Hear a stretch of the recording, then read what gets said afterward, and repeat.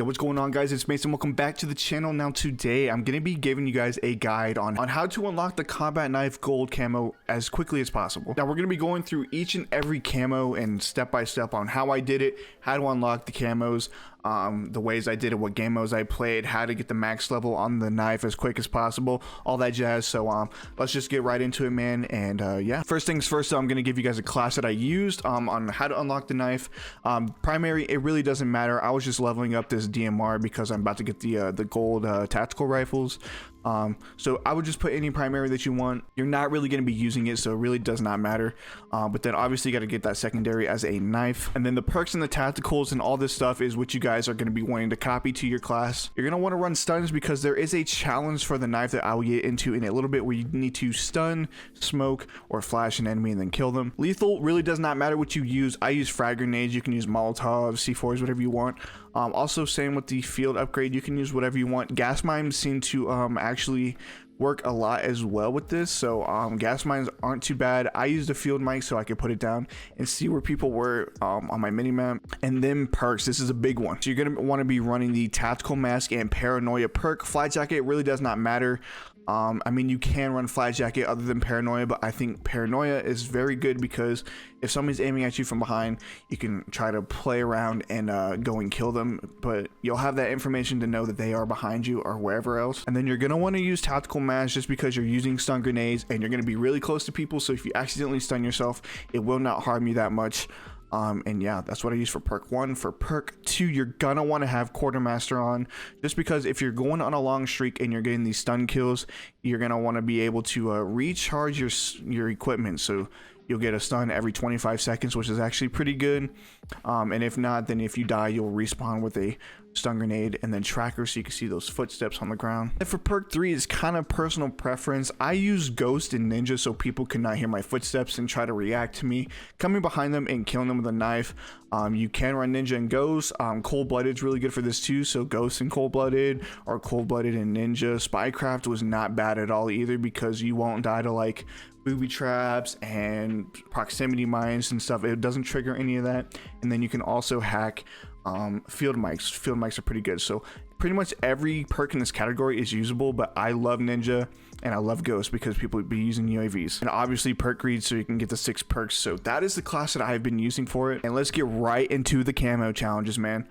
So in order to level this all the way up to 30 or 35, I think the maximum level is, I actually went into Dirty Bomb and I patrolled a couple of areas, and I'm going to tell you guys that right now. So on the forest map, the D bomb sites are the best to roll around because there's a building where the D bomb spawns and you can get a lot of kills in there. And there's also another one out in front of the building where the D-bomb spawns, and there's like 3 buildings, 3 triangle buildings that you can patrol pretty easily and get some really easy kills out of that. And then on the snow map, the E-bomb site inside the big mansion is huge, and also the B-bomb site up on the hill inside the house or even outside.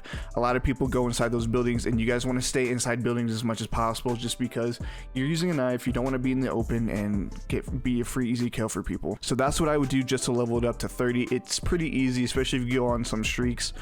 Even if not, it would take like 3 or 4 games just to get it up to max. The first camo is spray. It's just easy, kill 75 people, not too shabby, you know. 75 is not too bad for the max camo in that category. Next up is the stripe camo. These are the backstabber medals. These actually correlate with the classic camos as well, because you do have the execute 25 finishing moves in multiplayer, which is basically assassinating somebody, which you go behind them, you hold down the shoot button or the knife button, and it assassinates them.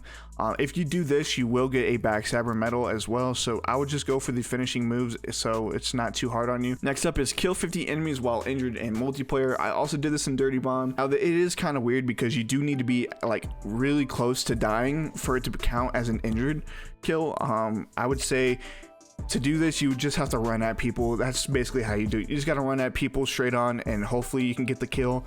That's what I did, and it ended up working, or even getting stunned and them shooting you while they're stunned.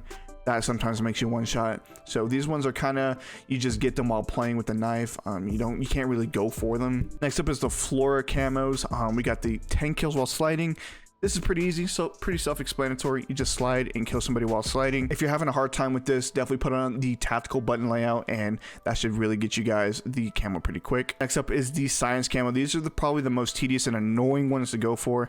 And like I said, in the class setup, you're going to be wanting to use stuns because you need to kill 50 people disoriented by smoke, flash, or stun grenades in multiplayer.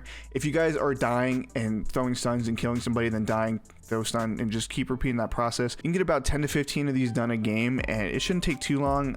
It took me a while because I didn't know a strategy to use, but now I'm giving you guys the secret method. So yeah, I would use stun grenades and just throw them at people and run at them pretty much. And then this one's pretty self-explanatory as well. Like I said, patrol those areas in those maps that I said, the D bomb site and the E bomb site, and those two maps. Those ones are really gonna get you these get you these camos really quickly, because it's just kill 2 people really rapidly. And if you guys are playing dirty bomb for this, you're gonna want to down 2 people and not thirst them for it to count as a 2 or a double kill. You don't want to kill somebody and then thirst them, and then down somebody and then thirst them. You're gonna just want to down both of them and then thirst them right after you down them, because then it counts as a double kill. So yeah, that is the complete guide on how to get the golden knife as quick as possible. It took me about 5 or 6 hours without knowing any of this. This was just straight up me playing with the knife, not using any other gun. So I will have a thumper video soon for you guys. Hopefully this video does help you guys out. If it did, please like and subscribe down below, turn on post notifications, all that good stuff. You guys already know the vibes. And yeah, man, it's been Mason. I will see you guys on the next one, baby. Let's get it.